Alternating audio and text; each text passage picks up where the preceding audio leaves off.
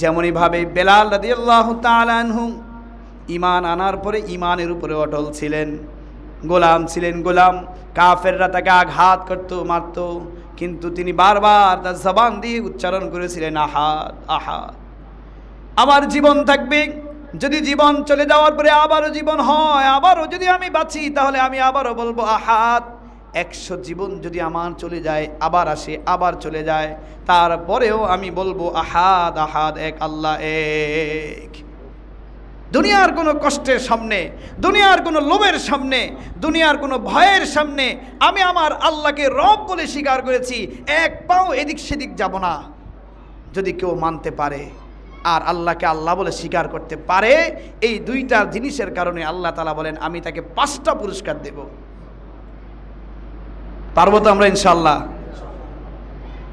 আল্লাহ তাআলা বলেন তাতানাজ্জালু আলাইহিমুল মালায়েকা, আমি আল্লাহ তাআলা তার মৃত্যুর সময় ফেরেশতা নাজিল করে দিয়ে তার মৃত্যুকে সহজ করে দিব। আল্লাহ খাউফুন আলাইহিম ওয়ালা হুম ইয়াহজানুন, ওই ব্যক্তির মরার সময় কোনো ভয়ও থাকবে না, কোনো চিন্তাও থাকবে না। ওয়াবশিরু বিল জান্নাতিল্লাতী কুনতুম তুআদুন। আল্লাহ তাআলা এর পরের নিয়ামতের কথা বলেন, শুনো শুনো আমার ওই ব্যক্তিদের ব্যাপারে যারা আমাকে রব বলেছে আর এই রবের উপর অটল থেকেছে, ওই ব্যক্তিদেরকে সুসংবাদ দাও, তাদেরকে জান্নাতের সুসংবাদ দাও। আল্লাতী তুআদুন, যেই জান্নাতের ওয়াদা আমি আল্লাহ তাদেরকে দিয়ে দিলাম। তাহলে পুরস্কার হিসেবে আল্লাহ মৃত্যুর সময় তার কোনো ভয় রাখবে না, চিন্তাও রাখবে না, ফেরেশতা পাঠিয়ে তাকে সাহায্য করবেন। আর আরেকটা পুরস্কার হলো তাকে জান্নাত নসিব করবেন। সুবহানাল্লাহ। আল্লাহ বলেন যাও শোনায়া দাও তাদেরকে জান্নাতের সুসংবাদ, তাদেরকে জান্নাতের সুসংবাদ দাও। কোন জান্নাত? আমি যেই জান্নাতের ওয়াদা দিয়েছি। আর আল্লাহ তাআলা আরেক আয়াতে বলেন ইন্নাল্লাহা লা ইউখলিফুল মিআদ, আল্লাহ তার ওয়াদার খেলাফ করে না, যা ওয়াদা করেন সেটা দিয়ে দেন, কখনোই তিনি তার খেলাফ করেন না। কারণ তার কাছে অভাব নাই যে আমি দেব বলছি পরে আমার কাছে আর নাই হয়ে গিয়েছে আর আমি তোমাকে দিতে পারবো না, না আগে বলেছিলাম দিব এখন দিতে পারবো না, এটা কখনোই আল্লাহর মাধ্যমে হবে না। আল্লাহ বলেন আমি ওয়াদার খেলাফ করি না। ইন্নাকা লা তুখলিফুল মিআদ, আল্লাহ তার ওয়াদার খেলাফ করে না। তাহলে ওয়াদা দিয়েছেন তাদেরকে সুসংবাদ দাও জান্নাতের। এরপরে আল্লাহ বলেন নাহনু আউলিয়াউকুম ফিল হায়াতিদ দুনিয়া ওয়া ফিল আখিরাহ। শোনাই মানুষগুলোর আরেকটাও পুরস্কার হলো দুনিয়ার বুকে এবং আখিরাতে আমি ওই মানুষগুলোর জন্য বন্ধু হয়ে যাব, ওই মানুষগুলোর অভিভাবক হয়ে যাব, আউলিয়া হয়ে যাব। এই মানুষগুলোর যত অভিভাবক আমি আল্লাহ হয়ে যাব। সুতরাং আল্লাহ যখন আমার অভিভাবক হয়ে যাবেন, আল্লাহ যখন আমার বন্ধু হয়ে যাবেন, আমি দুনিয়ার বুকে চলার ক্ষেত্রে কোনো ভয় আছে কি না? আছে, কোনো ভয় নাই। আল্লাহ বলেন আমি দুনিয়া এবং আখিরাতে উভয় জগতে আমি তার বন্ধু হয়ে যাব। এরপরে আল্লাহ তাআলা ওই জান্নাতের সুসংবাদ দেওয়ার পরে জান্নাতের কিছু বিবরণ দেন। ওয়ালাকুম ফিহা মা তাশতাহি আনফুসুকুম ওয়ালাকুম ফিহা মা তাদউন। আল্লাহ বলেন তোমাদের জন্য সেই জান্নাতে থাকবে এমন এমন জিনিস যা চাইবা তাই। সুবহানাল্লাহ, জোরে বলেন সুবহানাল্লাহ। যা চাইবেন তাই আল্লাহ তাআলা দিবেন। মা তাশতাহি আনফুসুকুম, তোমাদের নফস যা চাইবে আল্লাহ তাআলা সেদিন কখনো বাধা দেবে না, না না এটা খাওয়া যাবে না, এটা করা যাবে না, এইভাবে আল্লাহ তাআলা সেদিন কখনো কোনো বাধা দিবেন না। আল্লাহ বলেন যা তোমাদের মনের চাহিদা থাকবে আমি আল্লাহ তাই দেব। ওয়ালাকুম ফিহা মা তাদউন, আর আমি আল্লাহ তাআলা দুনিয়ার বুকে তোমাদেরকে যেই ওয়াদা দিয়েছিলাম জান্নাত এটা দিব এটা দিব এটা দিব, ওই ওয়াদা অনুযায়ী আমি আল্লাহ তাআলা বাকিগুলোও দিয়ে দিব। তাহলে জান্নাতে যা চামু তা দেব। মুফাসসিরিন ইকরাম বলেন জান্নাতের পাখিগুলো উড়ে যাবে, দেখতে এত ভালো লাগবে, ওই জান্নাতের পাখিগুলোর দিকে তাকিয়ে শুধু কল্পনা করবে মনে মনে, হায় যদি পাখিগুলো হাতের কাছে পাইতাম তাহলে জবাই করে রান্না করে আরামসে খাইতাম। এই কথা বলার সাথে সাথে পাখিগুলো সামনে চলে আসবে। এরপরে জান্নাতি ব্যক্তি বলবে, হায় দুনিয়াতে কত কষ্ট করে জবাই করেছি, এরপরে পরিষ্কার করেছি, রান্না করেছি, আর কষ্ট করতে মন চায় না। সাথে সাথে পাখিগুলো বুনা হয়ে তার সামনে চলে আসবে। এরপরে সে পাখিগুলো খাবে, এত স্বাদ পাবে, এত স্বাদ পাবে, খেতে খেতে সবগুলো খেয়ে ফেলবে। এরপরে পাখির দুই একটা হাড্ডি ফেলে দিবে, আল্লাহ তাআলা ওই হাড্ডিগুলোকে আবার পাখি বানিয়ে তার সামনে উড়িয়ে চলে নিয়ে যাবে। যা চাইবে নহর দিয়ে হাঁটবে। হাদিস শরীফে আছে জান্নাতের ভিতরে ইন্না ফিল জান্নাতি বাহরুল মাই ওয়া বাহরুল আসালি ওয়া বাহরুল লাবানি ওয়া বাহরুল খামারি।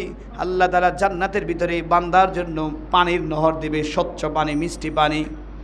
এরপরে বাহরুল আসাল, মধুর নহর থাকবে, নহরের উপর দিয়ে সে ভ্রমণ করবে, এত সুস্বাদু মধু, সে মন চাইবে একটু মধু খায়, সে মধু খাইতে খাইতে নহর শেষ হয়ে যাবে, আবার সামনে গিয়ে দেখবে দুধের নহর, আবার সেই দুধের নহর থেকে মধু পান করতে থাকবে।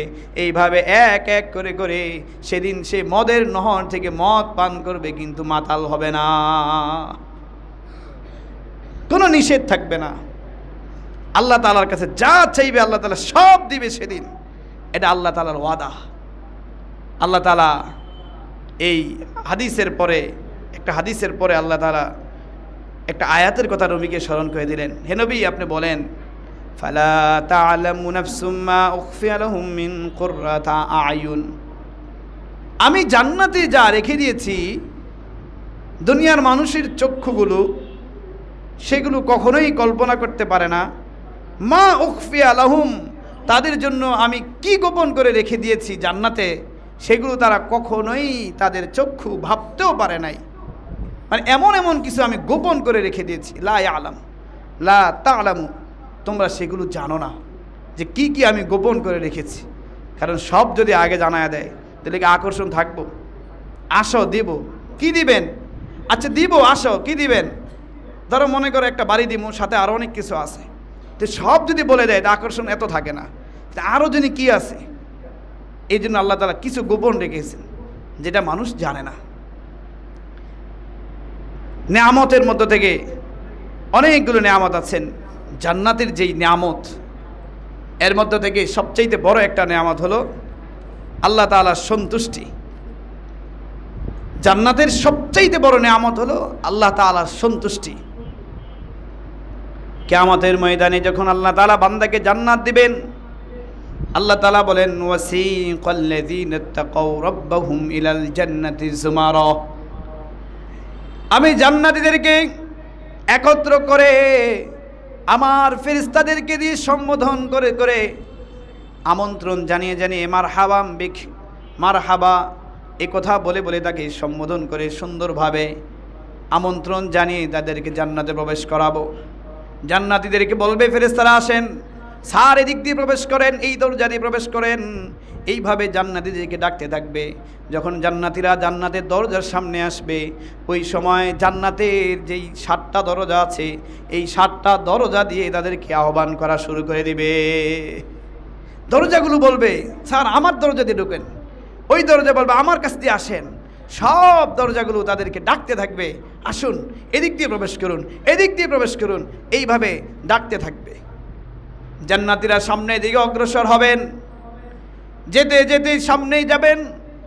ফেরেশতাদেরকে জিজ্ঞাসা করবেন, এত সুন্দর জান্নাত, এটাই মনে হয় জান্নাত? ফেরেশতারা বলবেন, না না, এটা জান্নাত না, এটা জান্নাতের আঙিনা মাত্র শুরু। কয় জান্নাত কোথায়? জান্নাত ভিতরে। পরে ঘর কোথায়? কয় ঘরের গেট দিয়ে ঢুকার সাথে সাথে মনে হয় এটাই মনে হয় বাড়ি। কয় না না, এটা ঘর না, এটা ঘরের সামনের সাইড, এত সুন্দর। কয় তাহলে আরো ভিতরে চলেন।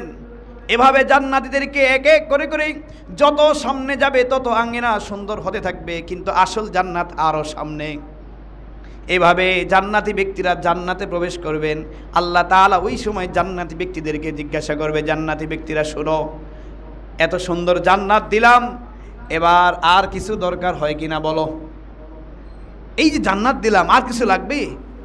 জান্নাতীরা বলবে, আল্লাহ আপনি আমাদের চেহারাকে উজ্জ্বল করে দিয়েছেন। উজুহি ইয়াউমাইযিন নাযিরা ইলা রাব্বিহা নাযিরা।